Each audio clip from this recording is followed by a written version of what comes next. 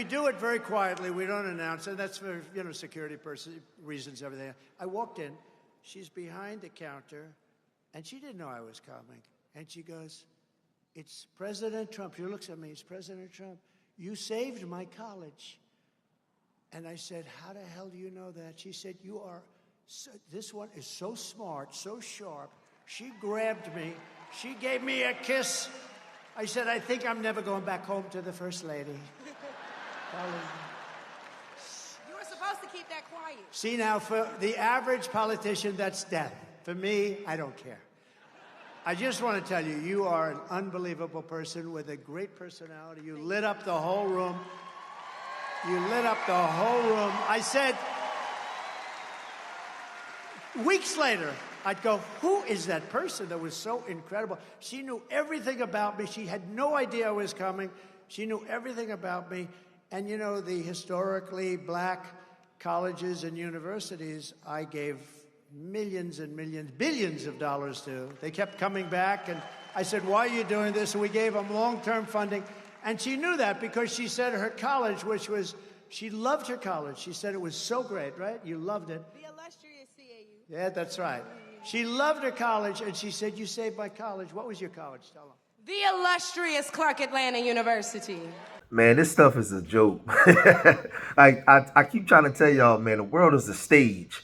And you see the Democrats and how they're, they got Meg Thee Stallion twerking on stage, and Kamala Harris coming with a fake country accent, and people dancing in hot sauce and buckets of fried chicken. It's just a whole bunch of foolishness. Then you get on to the right side, and you get with the Republicans, and they got this black woman on there. And, she's carrying on. Trump is saying, the things that he says, to cater to his audience. They got the country music going. They got her 3 months ago in the Chick-fil-A when Trump came there, and she hugging on him and grabbing on him and all kinds of stuff. Now, she's going in on Kamala. She's going in on Kamala Harris, and she says some very inflammatory things. And I know the Sisterhood is going to be very upset at some of the things that she said about Kamala Harris, right? This thing, like it's to the point where it's like I'm laughing because I'm just looking at this thing like both sides. It's crazy. I'm not a big Trump supporter. I'm not a Kamala Harris supporter at all. At all. I was never a Biden supporter. But let's listen to what this woman had to say. We'll come right back. School bus driver. Woo! In a traffic jam. I'm so happy you all came out to see me. So, my name is Michaela Montgomery. A lot of you guys know me as the girl from Chick-fil-A, but I am so much more than that.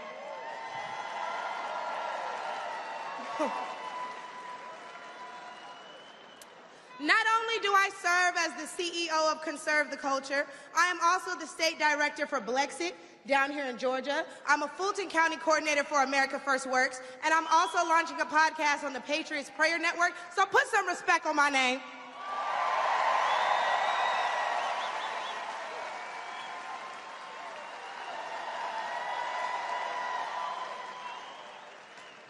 Now, why don't we jump right into it? See, as a young single mother, I can tell y'all that rent is too damn high. I can tell you that as a young black voter, groceries are too damn high. And as an American citizen, period, seniors like my parents should never have to choose between medicine or food. It should never be the quality of life versus the quantity of life. And I don't want to hear, "Oh, but we capped the price of insulin and lowered the price of all these medicines." Yeah, but you raised the price of everything else, so it's about time to start telling the truth to Americans and let them know exactly what they're signing up for if they want to vote for Kamala Harris. We need to vote based on facts and not feelings. See, under Harris and Biden, the average Georgia household is losing $1,060 per month, and inflation is at 21.4%. And due to the war on energy, average gas prices have reached record highs for the state. We also did a poll, and 80% of us black Americans are not happy with the current state of the economy, so I'm going to need 80% of y'all to vote accordingly in November.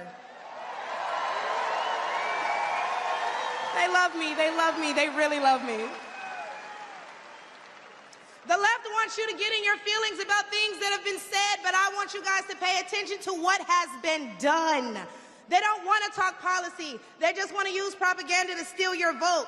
The left is trying to tout this woman as a savior for the black community, but all she's done is hurt the black community since she came into the game.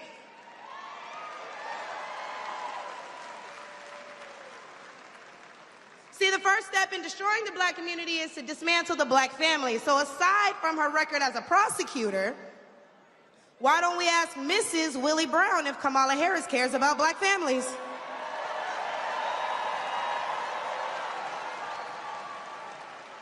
I wonder if Mrs. Willie Brown, a black woman, is also with her. A few days ago, President Trump said he didn't know Vice President Harris was a black woman. I'm trying to figure out what all the outrage is about because she's only black when it's time to get elected. Did I lie? The same black people who are mad at Trump for being confused about her race, ethnicity, nationality, whatever, are seemingly forgetting that while you're touting her as a savior for black people, she identifies as an Asian woman. She chose her side and it wasn't ours. When asked if she would ever do anything specifically for black people, she said no. Whereas Trump gave us the Platinum Plan, which specifically uplifted the black community by increasing capital by almost $500 billion, creating 500,000 new black businesses, and would give black churches the ability to fight for federal resources for their community. And, you know, when you get to this, she wasn't finished because she really went in. She talked about Willie Brown and how this woman who claims that she's black sometimes when she feels like being black. And then what about Willie Brown's wife when you was messing around with Willie Brown and she went in on, you know, inflation and all the things that's going on. So there's a lot of things that I can say, but I'm not. But let's listen to the second half of what she said. We'll come right back. And why are we acting like strong borders aren't a thing literally everywhere else in the world? Since when has being patriotic been a crime? See, a few weeks ago at the debate, Trump mentioned black jobs. And a lot of people got in an uproar as if they didn't know what he meant. Well, we go to the polls and cast our black vote. We go to the stores and spend our black dollar. We live in our black community, but for whatever reason, we draw the line at a black job. Oh, but wait, because if you're wondering what a black job is, please, I encourage you all to drive through Atlanta at all these beautiful black-owned businesses and check and see who works there. Probably a black person working for a black entrepreneur, recycling the black dollar, creating black generational wealth.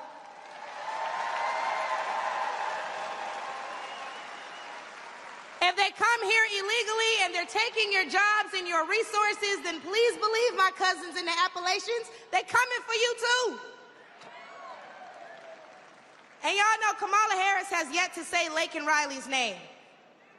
As border czar, she opened the border to millions of illegal immigrants that have flooded American streets with deadly drugs and gangs that have spiked overdoses by over 124% and brought more crime into minority communities. So how's that for black folks? But let's take race out of it. Just as a woman, period.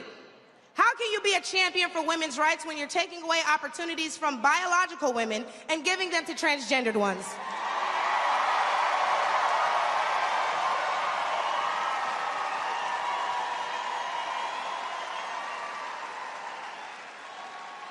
I'll wait, y'all, because I wasn't done. See, how can you promote equity for women and you're allowing men to play in women's sports? And what kind of feminist would still allow men to enter their sacred spaces, i.e. our bathrooms and school locker rooms? Do I even need to mention the opening ceremony at the Olympics? Or the fact that Angela Carini was forced to fight a man and told us that she's never been punched so hard in her life.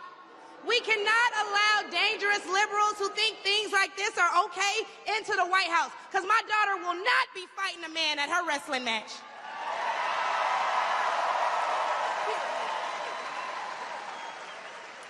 And when I thing both men and women can agree on is that national security is important. So who would y'all rather see lead us into war if it were so to happen? My silk-pressed sister Kamala or the big dog Donald Trump?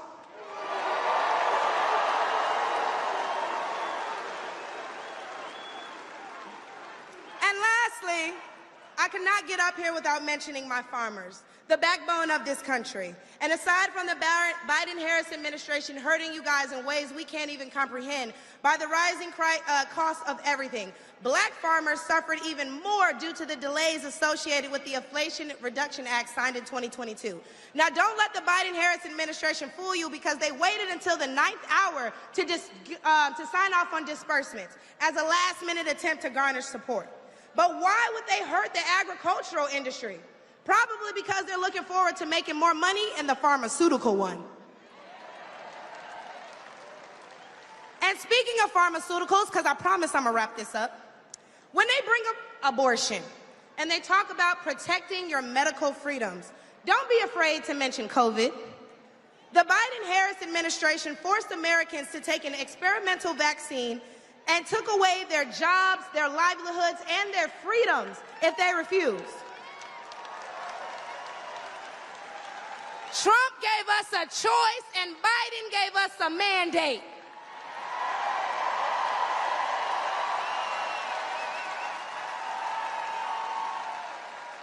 Hey y'all, because I'm about to kill him with this one. So the next time the left wants to tell you that, hey, abortion is a right and you need to protect your medical freedoms, remember that they took those freedoms away from men and women the second they got in office, and there's nothing stopping them from doing it again.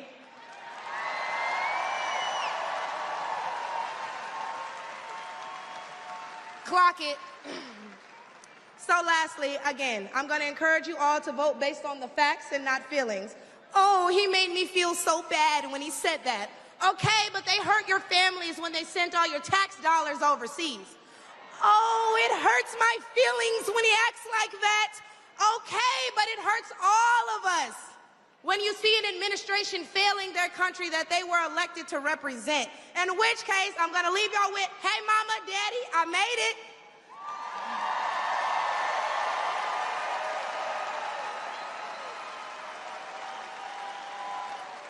And my baby girl, Amaya, is somewhere in here, so we can all say, hey, Amaya, in unison, because she's the real superstar, y'all. But I'm going to go ahead and let y'all get riled up and ready for Big T himself. Thank you guys for having me. I look forward to seeing you all.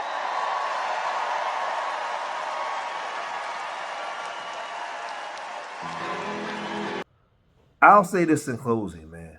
You have to look at the policies and vote for the person that you think suits our community the best. What are the policies? One thing that I look at with Trump is, that's a problem for me with Trump, is the judges, the federal judges that he wants to put on the bench. Now, a lot of us is talking this FBA stuff, and we saying that we have a reparations clause. But a lot of these judges that he wants to put on the bench, he wants to put judges that wants to give more power back to the states. Now, a lot of our reparations clause is a federal government issue.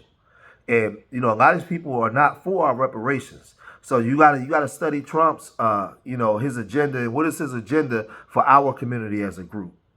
You know, those are things that you got to study. And we already know when it comes to the Democrat side, what their agenda is. And their agenda was importing a lot of immigrants and creating a larger voting bloc so they don't have to rely on us, because they never planned on doing anything for us in the first place.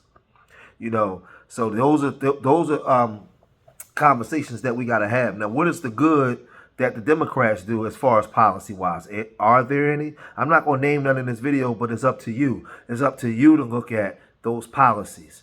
Was that Project 25? Read it. What is it about? You know, who is it going to hurt? When they talk about police immunity, what do they really mean? Now, I read up on that, and I got some understanding for what it is. And I'm not going to say it in this video, because that's up to you. That's up to you to look at the policy and what policy best suits you. Don't just listen to what people tell you. You need to go read and look at the policy for yourself and get an outstanding understanding before you go give your vote. That's what you need to do. Now, which party best suits the black community? Will it be the Republicans? And don't get me wrong, I get it. Where the Democrats brought in lied, and they brought in a lot of these. No, they didn't lie because they told you what they want to do when they came in office. They told you, right? And you still voted for them. But just because the Democrats let you down, don't mean you just run over to the Republicans. What is the Republicans promising the black community? What type of unification do we have to demand the things that we need from the Republican Party? Don't just run over there because you claim you like Trump. What is Trump offering the black community for our votes? I'll end it there. If you made it this far in the video, hit that like button. Subscribe to Street Media TV. Leave your comments in the comment section. Let me know what you guys think. And remember, I love y'all. Till the next time. Peace.